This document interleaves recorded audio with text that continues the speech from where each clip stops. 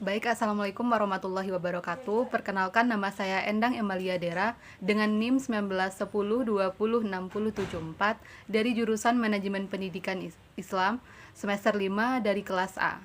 Baiklah, saya akan mempresentasikan sedikit presentasi saya dengan judul presentasi yaitu Pengembangan Kurikulum di Pendidikan Agama Islam atau PAI di Perguruan Tinggi Umum atau PTU. Pengembangan kurikulum pendidikan agama Islam di perguruan tinggi umum. Pendidikan agama Islam atau PAI di perguruan tinggi umum atau PTU termasuk kategori mata kuliah umum yang dianggap seperti penting jika dibandingkan dengan mata kuliah jurusan ataupun program studi lainnya. Nah, keberhasilan PAI di PTU sendiri sepenuhnya bertanggung jawab pada kreativitas masing-masing dosen agama Islam itu sendiri di PTU itu sendiri. Pemberian dan pengelolaan mata kuliah PAI secara baik dan setara dengan mata kuliah lain di PTU adalah hak bagi setiap mahasiswa Islam. Hal tersebut tentunya dikarenakan menjadi suatu kewajiban bagi perguruan tinggi untuk membuat pendidikan agama, termasuk agama Islam, pada kurikulumnya.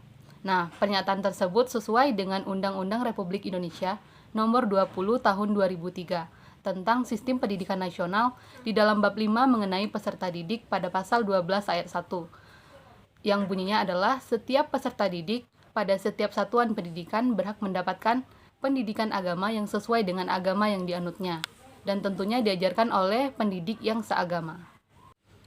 PAI juga mempunyai peranan penting di dalam penanaman nilai-nilai karakter yang dinyatakan dengan perilaku, sehingga nantinya akan menjadi sebuah pedoman hidup bagi kalangan mahasiswa.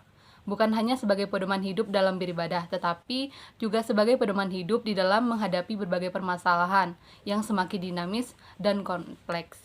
Nah, kedudukan PAI itu sendiri di dalam perguruan tinggi umum adalah sebagai mata kuliah wajib yang harus diikuti oleh seluruh mahasiswa Islam di seluruh perguruan tinggi umum, baik pada perguruan tinggi negeri maupun swasta nantinya.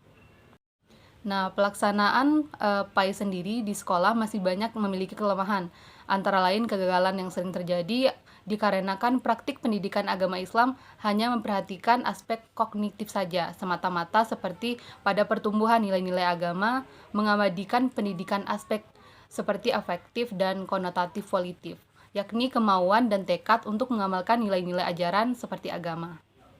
Nah, konsep idealnya seharusnya materi perkuliahan yang ada di agama Islam juga harus bersentuhan dengan aspek rasional, yang nantinya akan dikaitkan erat dengan relevansinya pada kebutuhan-kebutuhan sesuai dengan perkembangan zaman atau modernitas.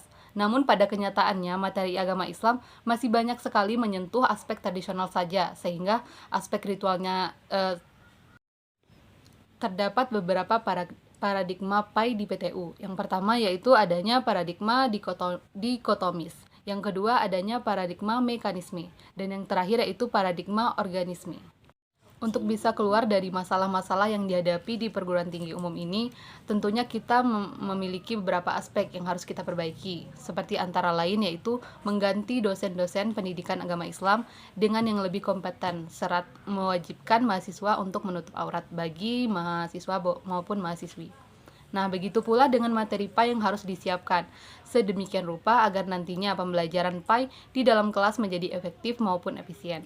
Sedangkan kurikulumnya diubah dan disesuaikan dengan kearifan lokal yang cocok dengan masing-masing daerah di seluruh Indonesia. Oleh karena itu, materi ataupun kurikulum pembelajaran PAI di PTU harus dikembangkan berdasarkan dengan perhatian terhadap situasi, latar belakang kebutuhan manusia, dan situasi kondisi pelaksanaan PAI itu sendiri. Baiklah, sekian presentasi saya tentang pengembangan kurikulum pendidikan agama Islam di perguruan tinggi umum. Nah, terima kasih sebelumnya kepada dosen pengampu Bapak M. Nurzen SMPD yang selaku dosen pengampu saya. Mohon maaf apabila terdapat kesalahan dalam pembuatan presentasi ini. Wabillahi taufiq wal hidayah. Wassalamualaikum warahmatullahi wabarakatuh.